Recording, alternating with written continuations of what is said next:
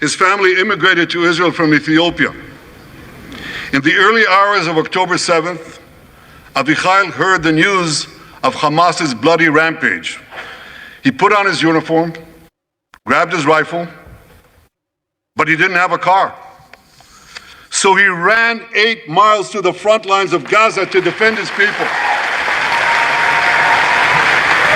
ምክንያቱም ኢትዮጵያን የሚጠሏት ጠላቶቻችን እና አብይ አህመድ እና ሽመልስ አብዲሳ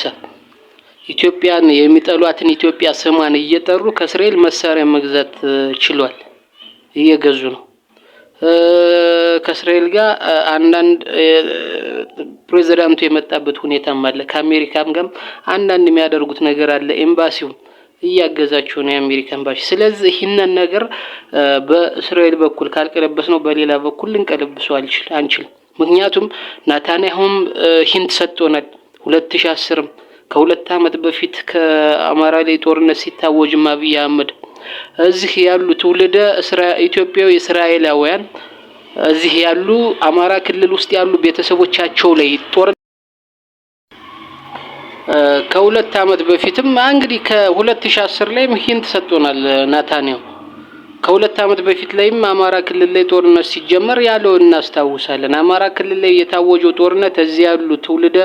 እስራኤላውያን ኢትዮጵያን እስራኤላውያን ላይ እዚህ ያሉ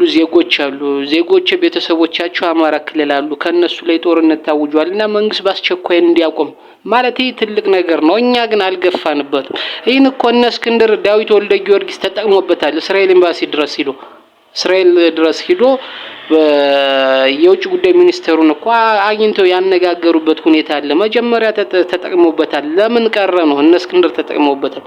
ስለዚህ አሁን ያ ነገር መቀጠል አለበት እነ ዳዊት ወልደ ጊዮርጊስ ያን መቀጠል አለባቸው ስለዚህ ለእስራኤል ዋጋ እየከፈለ ያለው የአማራው ደም እንደ አማራ ተቆጥሮ ምክንያቱም አንድነታችን አለ በባህልም አብረውን ያደጓሉ ወገኖቻችን አሉ እዚያ ያሉ ጦርነት እያመሳቸው ያሉ ስለዚህ እነሱን ተጠቅመን የነሱ ቤተሰብ እዚህ መኖሩን አስረድተን 2010 የተናገሩት አለ 2000 ከሁለት አመት በፊት አሁን ሰሞኑን ከኢራን ጋር ባደረጉት ጦርነት በሁለተኛው ቀን የሰጠው መግለጫ አለ ያኔ የተናገሩ አለ እነሱ በቃ ይሄ መንገድ እኮ ከፍቶልናል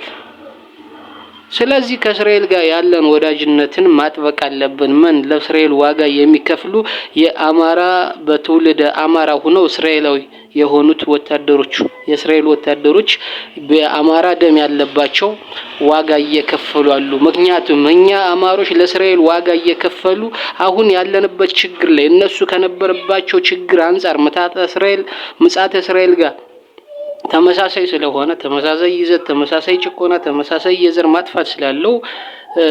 ለማስረዳትም በደም በባህልም የሚያገናኙ ሁኔታዎች በትውልደ ኢትዮጵያ ለእስራኤል ወታደር ውስጥ ያሉትን ተጠቅመን የሚገባንን እርዳታ ለማግኘት መሰራት አለበት ይሄ ዛሬ ነገ ሳይባል መሰራት ያለበት ነገር ነው ምክንያቱም አማራው ለእስራኤል ለኢየሩሳሌም ዋጋ እየከፈለ ነው አሁን ካለበት ችግር ለመውጣትም አሁን ዛሬ በጣላቶቻችን ናቸው ጎንደርን ክልል ለማድረግ ነው የሚሰሩ ብለን ችላ ያልነው ነገር ነገ ወደ ፋኖ ይመጣል አሁን ነገ ከዚህ ኢሚግሬሽን ላይ ነው የጀመሩ ነገ በዋናው በኮንግረሱ አሸባሪ ተብሎ ያላለ መፈረጅ ምንም ምክንያቱም ይሄ ሁሉ ጭፍጨፋ እየደረሰብን ዝም ያለ ነገ እንደዚህ እንደማይለን እርግጠኛ መሆን የለብንም ነገር ግን አሁን እስራኤልን ትውልደ እስራኤላዊ አማሮችን እስራኤላዊ ትውልደ ኢትዮጵያዊ ትውልደ አማሮች እስራኤላውያን ወታደሮችን እዛ የሚኖሩ ኢትዮጵያውያኖችን ተጠቅመን የሚገባንን ድጋፍ ማግኘት አለብን ምክንያቱም ኢትዮጵያን የሚጠሏት ኢትዮጵያን ለማፍረስ